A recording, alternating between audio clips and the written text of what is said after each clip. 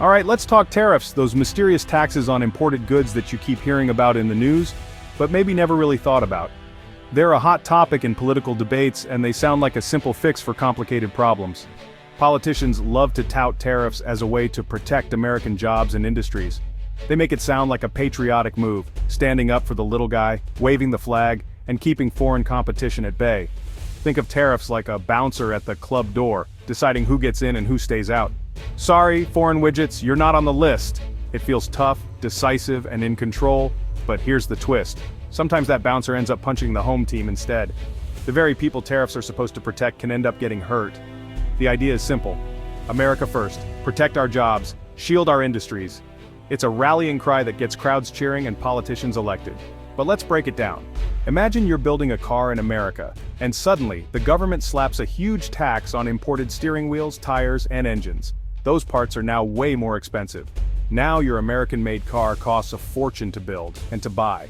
Maybe you can't even afford to finish it, so production stops, or customers just walk away because the price tag is out of reach. This isn't a cartoon or some distant possibility. It's happening right now in real towns and real factories across the country. Big US companies are packing their bags, not out of spite, but because tariffs have made it impossible to compete with global rivals. They're forced to shut down plants, lay off workers, and sometimes move operations overseas. And who pays the price? It's not just CEOs or shareholders, it's local communities, workers and families, people just like you, who feel the pain when jobs disappear and bills pile up. We'll look at 5 real-world examples: solar panels, soybeans, t-shirts, tractors, and even canned fish. These are industries you might not think about every day, but they're the backbone of many American towns. These aren't just abstract economic theories, these are real businesses shuttered, paychecks vanished, and entire towns left reeling from the fallout. So buckle up. This ride gets bumpy, and honestly, a little infuriating. The story of tariffs is more complicated than it seems, and the consequences hit closer to home than you might expect. First up, Sundown Solar, a bright American company in Arizona, assembling solar panels and creating green jobs. They imported crucial solar cells and modules, mostly from Asia. Then tariffs hit those imports. Suddenly, Sundown's main ingredients cost 25% more. Imagine running a bakery if flour prices shot up overnight, just for you. Sundown's panels became more expensive than fully imported ones. American consumers and businesses started buying the cheaper imports. Sundown's sales plummeted. They tried everything but couldn't win a trade war with one hand tied. Hundreds of skilled jobs, gone. A new factory, now empty. Hopes for a local green energy hub, dashed. The irony: tariffs meant to protect American industry ended up kneecapping a growing American solar company, and made solar power more expensive for everyone. Now let's visit America's heartland, Heartland Harvesters. They bought soybeans, corn, and pork from US farmers, processed and exported them worldwide. For decades, this was the backbone of rural America. Then came trade disputes. The US slaps tariffs on steel, other countries retaliate with tariffs on American agriculture. Suddenly, Heartland's soybeans and pork cost more overseas. Foreign buyers turn to Brazil, Argentina, Canada, contracts vanish, warehouses fill with unsold goods, farmers' prices collapse. Heartland faces a choice: downsize or move processing abroad to dodge tariffs. Many move. The fallout: farm bankruptcies spike, local businesses suffer, generational farms disappear, communities built on agriculture hollowed out, all because tariffs aimed at one sector ricocheted and hit another. It's like swatting a fly with a sledgehammer. You might miss the fly, but you'll break the table. Liberty Apparel, dressed to kill. American jobs, that is. This is the story of a company that tried to keep its roots in the US, but found itself tangled in a web of global economics. Liberty Apparel designed and sold stylish clothes right here in the US. But when it came to the raw materials, fabrics, zippers, buttons, almost everything was sourced from overseas suppliers. The reality? Even American-made fashion depends on a world-spanning supply chain. That's modern fashion. Global supply chains connect every step, from design sketches in New York to fabric mills in Asia and shipping containers crossing oceans. But when tariffs hit imported textiles, buttons, or finished garments, Liberty's costs didn't just rise, they skyrocketed. Suddenly, every invoice was a reminder of how vulnerable they were to international policy shifts. Margins in fashion are razor thin. Competing with global fast fashion giants who can undercut prices and flood the market with cheap clothes is absolutely brutal for smaller American brands. Liberty faced 3 impossible choices: absorb the higher costs and risk bankruptcy, raise prices and watch customers disappear, or move operations offshore to survive. Many companies chose to leave or shut down their U.S. production lines entirely, unable to compete under the new pressures. The result? Design jobs in New York, sewing jobs in North Carolina, logistics and marketing positions, all slashed, leaving empty offices and silent factories.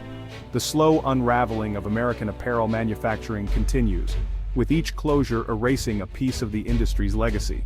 Ironically, tariffs meant to encourage domestic production just pushed more business out of the country, accelerating the decline. It's like trying to fix a leaky faucet by burning down the house, an extreme solution that only makes things worse for American workers and businesses. Ironclad machinery. The Rust Belt gets rustier thanks tariffs. Ironclad made bulldozers and factory equipment in the Midwest employing skilled workers, but they needed steel and aluminum, lots of it. Then came tariffs on imported steel and aluminum, meant to protect U.S. producers. But domestic steelmakers raised prices too. Ironclad's costs soared, while foreign competitors bought steel at global prices. Their machines became more expensive than imports. Ironclad lost bids, orders dried up, and local communities suffered. Thousands of manufacturing jobs vanished, suppliers hurt, town tax bases eroded. The very tariffs meant to help one part of the industry crippled another. It's a masterclass in unintended consequences, like saving a drowning man by throwing him an anchor. Seaside canning cumber, hook, line, and sinker. Seaside canning, a classic American business, canned fish for generations, providing steady coastal jobs. They used local and imported fish and needed tin plate steel for cans.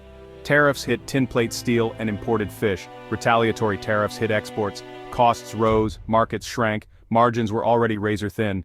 Raise prices, lose customers, absorb costs, go under. Many canneries closed or moved operations abroad. The impact?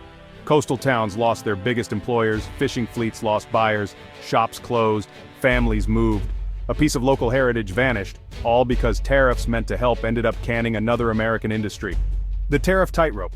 So, what have we learned? After exploring the twists and turns of trade policy, it's clear that economics isn't just hard, it's a high-wire act, with every step carrying real consequences for real people. After this tour of economic self-sabotage, what's the takeaway from Sundown, Heartland, Liberty, Ironclad, and Seaside? These towns aren't just names on a map, they're stories of communities shaped by decisions made far away, in boardrooms and government offices. Tariffs aren't a surgical tool, they're a sledgehammer swung in the dark, often breaking more than they fix. They're meant to protect, but sometimes they destroy the very things we're trying to save. The intended target might be unfair foreign competition, but the real victims are often American businesses, workers and communities. Families lose jobs, towns lose hope, and the ripple effects can last for generations. Our economy is a complex, interconnected web. Every thread is connected, and when you pull on one, the whole structure can shake. A tariff on Chinese steel doesn't just hit China, it hits American companies and workers down the line. Manufacturers pay more, prices go up, and competitiveness goes down. It's a domino effect, and the last domino is often your job. Trade policy is complicated, and the consequences can be both immediate and long-lasting. Protecting one industry can decimate another. When we try to save one group, we might be sacrificing others without even realizing it. Tariffs can make everything more expensive or just shift manufacturing elsewhere, leaving Americans worse off. Sometimes, the jobs we try to save are replaced by higher costs for everyone. Next time a politician promises to fix everything with tariffs, ask, which American businesses will this hurt? Who pays the price and who really benefits? What are the likely retaliations? Other countries don't just sit back. They strike back, and American exporters can get caught in the crossfire. Have you talked to those affected? Listen to the voices of workers, business owners, and families who live with the consequences every day. Because the road to economic pain is often paved with good intentions and bad tariffs. In the end, understanding the true impact of trade policy means looking beyond the headlines and asking tough questions about who wins, who loses, and what kind of future we're building together.